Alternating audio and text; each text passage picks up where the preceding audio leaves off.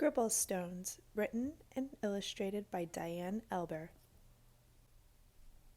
To my children Ryan and Anna, who loved to play with a giant stone pile in the backyard, which inevitably inspired this story. This story is about one happy stone, who was gray and round and rarely alone. He lived with the others, all stacked in a pile, and waited calmly with a large friendly smile. Each stone had a purpose, but it wasn't known yet. Some would be landscaping, and some a stone pet. There were so many things that the stones could be. The hardest part was just waiting to see. Stone knew that his purpose would brighten someone's day. He just wasn't sure how or in what kind of way.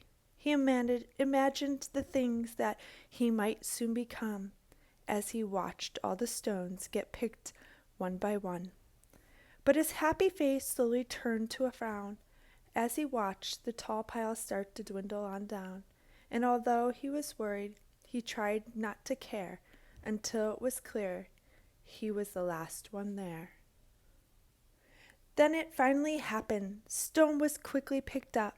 He was placed on a desk next to a very large cup. As Stone looked around, he thought, "This is so great." But he soon discovered he was a dull paperweight.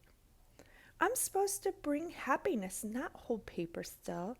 There must be a mistake. This just can't be my skill."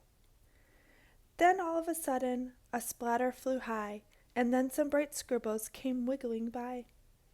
They were headed right toward the short paper stack, and they filled up the paper on the front and the back.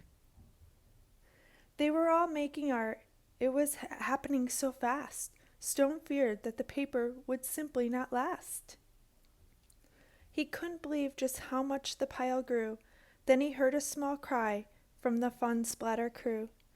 "We knew that this pile was getting too tall. There is no more paper. We have used it all," the scribbles all cried.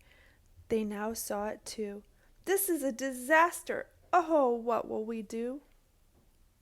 Stone didn't want the scribbles to cry, so he thought of something that they all could try. He slowly rolled down the very large pile and said, "I know how to make you all smile. I know I'm not paper, but I like art too.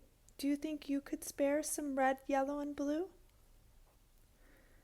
They loved the idea and could not wait to start. Scribble began making a happiness heart. Splatter then painted some pale baby blue. Another scribble added a sunny gold hue. It didn't take long before more stones showed up, and soon the line grew behind the large red cup. To Stone's surprise, he was picked up once more. He had never heard of this happening before. More art was added, and he was on his way to become a small gift to brighten someone's day. Nearby, another stone's journey had begun. He was spreading such happiness and having great fun. Every time he traveled, someone added their part, sometimes just a scribble, sometimes fancy art. With each new layer, there was a story to share, and some scribble stones were seen everywhere. They traveled the planet. It was quite an event, bringing happiness and fun wherever they went. Now thousands of stones inspire creativity each day, all because of a paperweight with a will and a way.